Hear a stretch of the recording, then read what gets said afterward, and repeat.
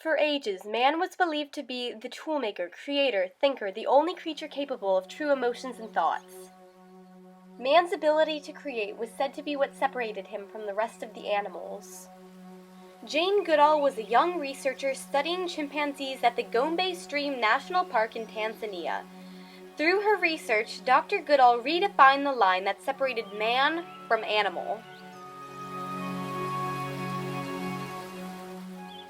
From the time she was a young child, Jane Goodall had a fascination with animals in Africa. In 1957, while visiting a family friend in Africa, she decided to pursue this interest as a career. Goodall was hired by paleontologist Louis Leakey. He would become her mentor. While Jane performed secretarial work and began research, Leakey saw her potential. He sent her to Cambridge University to study ethology, the science of animal behavior. She earned her PhD in 1965.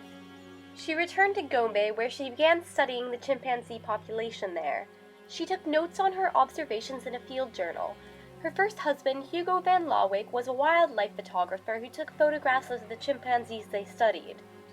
Leakey was excited to discover what Goodall would find because she had not been traditionally trained. She did earn her PhD, but due to her lack of experience, she brought a unique perspective to her research.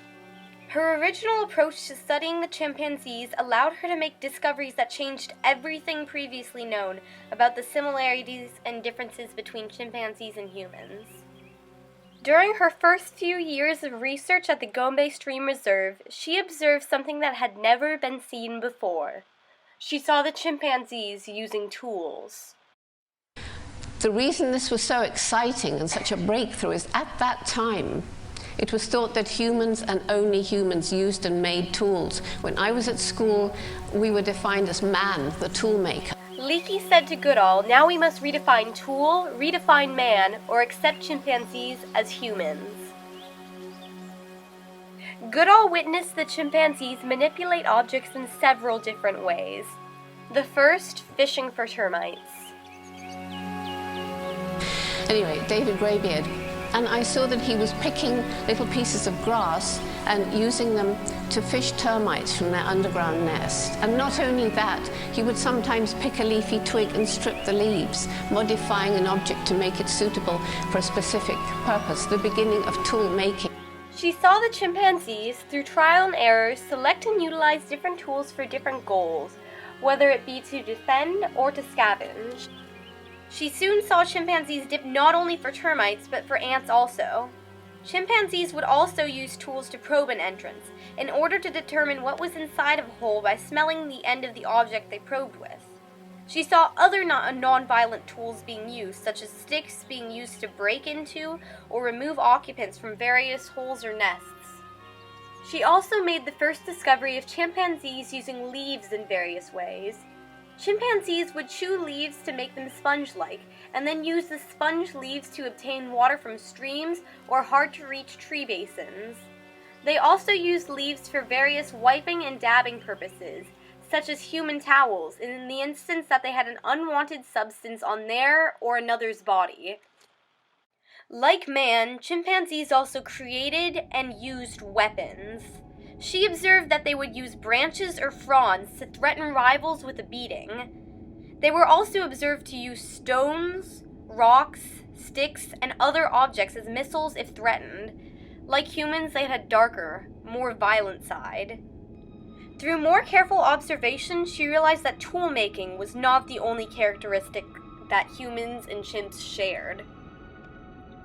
Chimpanzees and humans share violent characteristics in addition to sharing other traits. From 1974 to 1978, Dr. Jane Goodall witnessed chimpanzees engage in a great war. At the beginning of her research, the chimpanzees were one group, united, led by a single alpha male. In 1974, however, these groups split into a northern group, the Kasakela group, and a southern group, the Kahama group. The Kasakela group greatly outnumbered the Kahama group and used their advantage in this territorial war.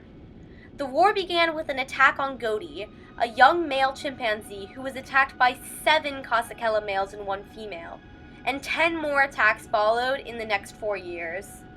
The wars finally ended with the common population annihilated, and the few left absorbed into the Kasakela population.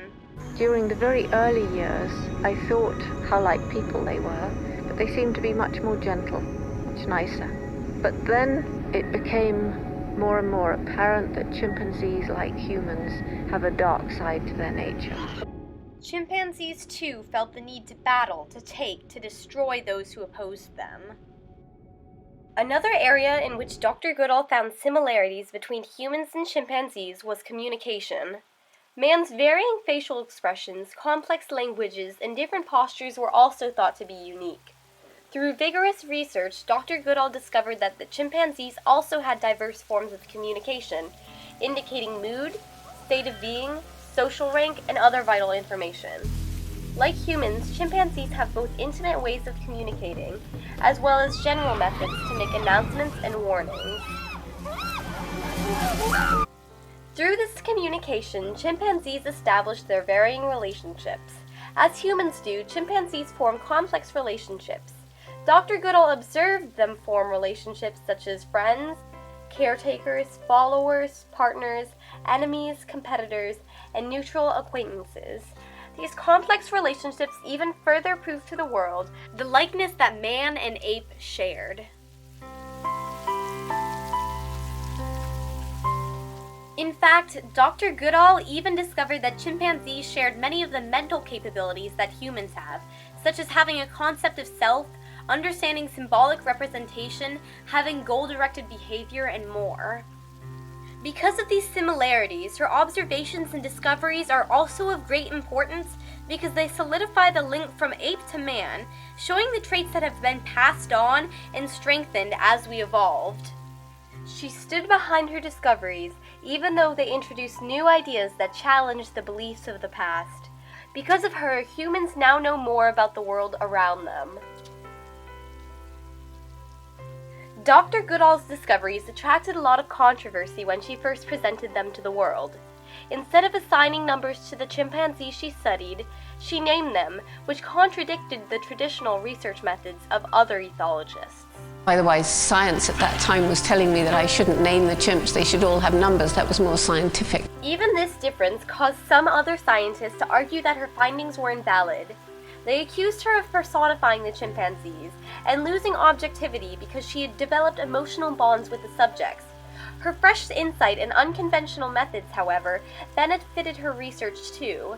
Naming the chimpanzees allowed her to study them in a different light, to see them interact as the humans around her interacted. Goodall did not believe that the naming of the chimpanzees affected her research, and now the scientific world largely accepts her findings. Another controversial topic was the Gombe chimpanzee war she reported. Other ethologists believe that the wars were caused by the feeding stations that Goodall and her team had set up at the Gombe Stream Reserve. The critics said that without them this battle over resources would not have happened. Goodall responded that without these feeding stations, she would not have been able to witness what does happen when they go to war. She agreed that the stations may have encouraged competition, but she felt that they were not the cause of the intensity and the ruthlessness the chimpanzees showed when attacking each other.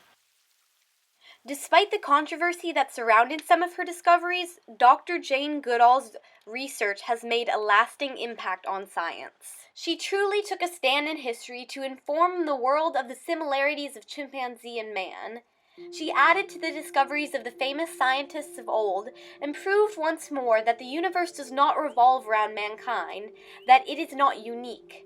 In addition to this, she has taken a stand for the environment by founding the Jane Goodall Institute, an organization that advocates and assists in conservation, including the protection and preservation of wildlife.